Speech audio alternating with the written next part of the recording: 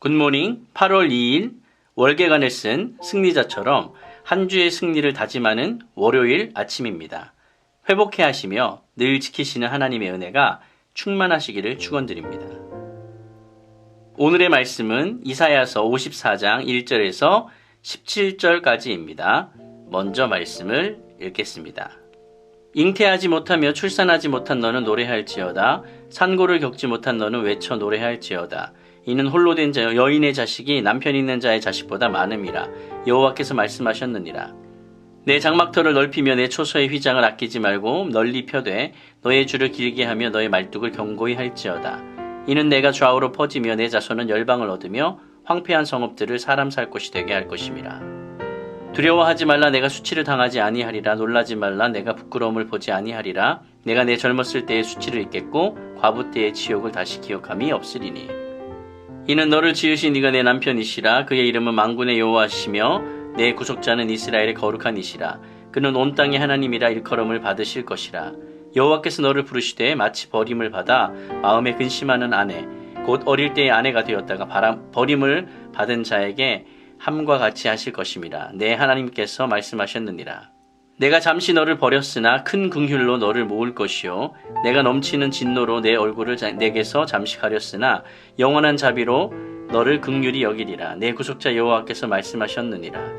이는 내게 노아의 홍수와 같도다. 내가 다시는 노아의 홍수로 땅 위에 범람하지 못하게 하리라 맹세한 것 같이 내가 내게 노하지 아니하며 너를 책망하지 아니하기로 맹세하였노니. 산들이 떠나며 언덕들은 옮겨질지라도 나의 자비는 내게서 떠나지 아니하며 나의 화평의 언약은 흔들리지 아니하리라. 너를 긍휼히 여기시는 여호와께서 말씀하셨느니라. 너 곤고하며 광풍에 요동하여 안위를 받지 못한 자여 보라. 내가 화려한 채색으로 내 돌 사이에 더하며 청옥으로 내 기초를 쌓으며 홍보석으로 내 성벽을 지으며 성류석으로 내 성문을 만들고 내 지경을 다 보석으로 꾸밀 것이며 내 모든 자녀는 여호와의 교훈을 받을 것이니 내 자녀에게는 큰 평안이 있을 것이며 너는 공의로 설 것이며 학대가 내게서 멀어질 것인즉 내가 두려워하지 아니할 것이며 공포도 내게 가까이 하지 못할 것이라. 보라, 그들이 분쟁을 일으킬지라도 나로 말미암지 아니한 것이니 누구든지 너와 분쟁을 일으키는 자는 너로 말미암아 패망하리라. 보라, 숯불을 불어서 자기가 쓸만한 연장을 제조하는 장인도 내가 창조하였고 파괴하며 진멸하는 자도 내가 창조하였은즉 너를 치려고 제조된 모든 연장이 쓸모가 없을 것이라. 일어나 너를 대적하여 송사하는 모든 혀는 내게 정죄를 당하리니 이는 여호와의 종들의 기업이요 이는 그들이 내게서 얻은 공인이라. 여호와의 말씀이니라. 아멘. 장기화되는 코로나 상황에 모든 사람들이 지쳐가고 있습니다. 3, 4개월이면 마스크를 벗을 수 있을 것이라 생각했던 기대는 온데간데 없이 사라져버렸고 마스크를 앞으로도 계속 벗지 못할 것이라는 두려움에 답답함이 더해만 갑니다. 오늘의 우리 상황과 비슷한 상황이 성경 안에도 그려지고 있습니다. 장기화되는 포로 생활에 백성들은 지쳐만 가고 있습니다. 회복의 소망은 사라져가고 암울한 두려움에 희망의 빛이 꺼져갑니다. 위로받지 못하고 이리저리 바람에 요동하는 자들에게 주시는 희망의 메시지는 과연 무엇일까요? 이 팬데믹의 시대를 살아가는 우리에게 들려주시는 그 희망의 메시지는 무엇일까요? 성경은 우리 가운데 희망의 메시지를 주십니다. 두려워하지 말고 외쳐 노래하라고 하십니다. 1절에 나오는 너는 여성형입니다. 그리고 이 너가 가리키는 말은 시온 또는 예루살렘을 가리킵니다. 이 시온을 가리켜 잉태하지 못하며 출산하지 못한 산고를 겪지 못한이라고 말하고 있습니다. 이것은 자식이 없었던 사라, 디브가 라헬로 연결되는 그런 표현이기도 합니다. 자식이 없었던 그들이 하나님의 은혜로 아이를 가질 수 있었던 것처럼 시온 역시 그분의 간섭으로 자녀들을 갖게 될 것입니다. 그래서 시온은 현재의 비참한 처지에 절망하지 말고 약속에 신실하셨던 하나님을 바라보며 그분 안에서 기뻐해야 합니다. 홀로 된 여인의 자식이 남편 있는 자의 자식보다 많을 것이라고 말합니다. 홀로 된 여인이라는 말은 임신 능력이 없고 남편도 없는 그런 여자를 말합니다. 현실적으로는 전혀 불가능해 보이는 일이 하나님의 개입으로 가능해지게 됩니다. 2절을 보면은요, 시온에게 많은 자식이 새로운 가정을 꾸밀 수 있도록 공간을 충분히 마련하라라고 말씀을 하고 계시는데요. 아브라함에게 준 약속이 성취되어서 불임이었던 사라가 많은 후손을 본 것처럼 시온도 자녀의 축복을 얻게 될 것을 말합니다. 자손이 많아져서 사방으로 퍼져나가 황폐한 성읍에 정착하게 되고 나라를 차지하게 될 것이다 라고 3절을 통해 말을 해주고 있습니다. 우리의 이성이나 합리적인 사고로는 이해가 되지 않는 말씀들 뿐입니다. 도대체 홀로 된 여인의 자식이 남편이 있는 자의 자식보다 많을 것이다 라는 말이 어떻게 이해가 될 수 있겠습니까? 그러나 말씀은 이미 역사 가운데 있었던 사건들을 기억하게 하면서 하나님의 약속을 붙들게 하십니다. 고대 세계에서 불임은 여인의 수치였습니다. 그러나 하나님께서 시온을 수치와 부끄러움에서 해방시켜 주십니다. 시온은 이제 생명력을 상실한 여자로 조롱을 당하지 않습니다. 이전의 수치와 치욕이 말끔히 잊혀질 것입니다. 4절입니다. 두려워하지 말라. 내가 수치를 당하지 아니하리라. 놀라지 말라. 내가 부끄러움을 보지 아니하리라. 내가 젊었을 때의 수치를 잊겠고 과부 때의 치욕을 다시 기억함이 없으리니. 아멘. 잊어버리는 것과 기억함이 없다라는 표현은 죄사함을 의미합니다. 하나님과 화해를 할 수 있는 길이 시온에게 마련이 되는 것이죠. 젊었을 때는 가나안에 살았던 그 왕정시대를 말하고요. 과부 때는 모든 것을 잃어버리고 상실해버렸던 포로시대를 말하고 있습니다. 예루살렘을 지으신 여호와께서 남편이시기 때문에 완전한 용서가 가능해집니다. 예루살렘은 여호와에 의해서 그분의 아내로 지음을 받았습니다. 여호와께서 예루살렘에 대한 독점적인 권리와 책임을 갖고 계시며 예루살렘은 철저하게 그분께 의존적일 수밖에 없는 것이죠.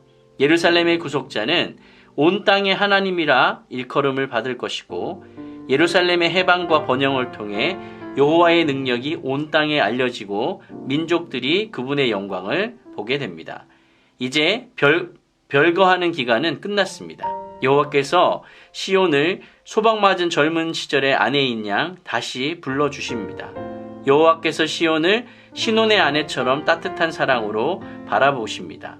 훼손되었던 결혼 관계가 회복됩니다. 시온은 이전에 이혼 증서를 주고 내어보냈던 것이 아니라 잠시 버려졌을 뿐입니다. 백성은 포로 시절에 잉태할 수 없는 여인처럼 수치스러운 시간을 보냈습니다. 그러나 오래도록 살아온 자기 나라의 땅으로 돌아가면 땅이 비좁아질 만큼 자녀가 많아질 것이니 장막터를 넓혀 놓으라라고 하나님이 말씀하십니다. 진노의 시간은 끝났고 긍휼의 시간이 오게 될 것입니다. 약속을 믿고 해방의 노래를 부르며 하나님의 시간을 준비해야 합니다. 시련의 끝이 언제일지 몰라서 두렵습니다. 희망의 빛이 영영 사라질까 두렵습니다. 하지만 하나님은 백성의 남편이 되겠다고 선언하십니다.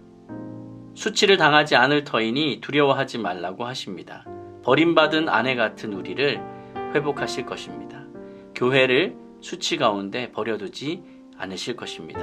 할렐루야. 이 힘들고 어려운 시대 가운데 우리 가운데 주시는 두 번째 희망의 메시지는 힘써 소망하라라는 것입니다. 곤고하며 광풍에 요동하여 안위를 받지 못한 시온이 이제는 안위를 받게 될 것입니다.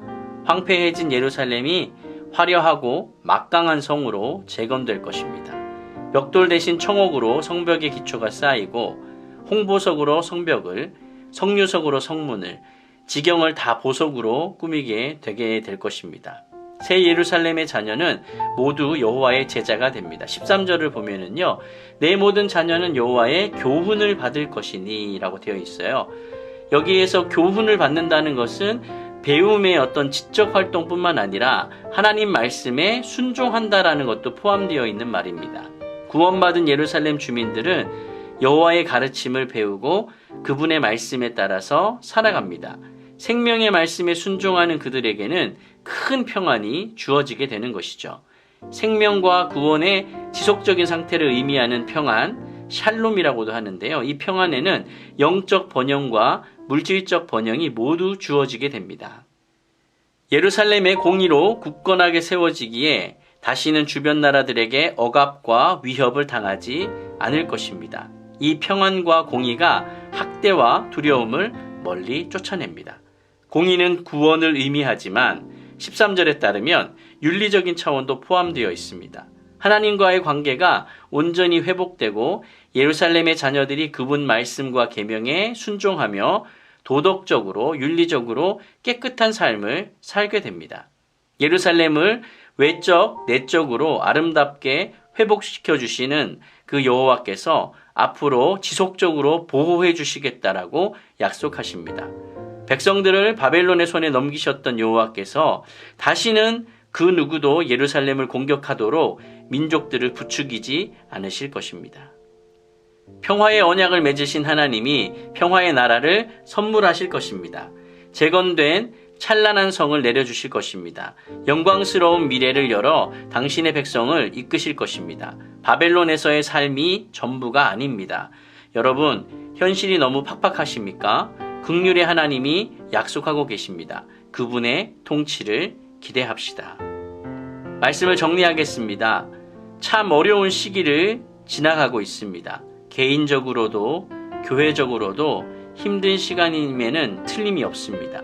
장기화되고 있는 이 괴로움과 압박에 눌려서 숨쉬기도 어려운 그런 시간들도 있지만 하나님은 이러한 우리를 내버려 두지 않으시고 일으켜 세우실 것입니다.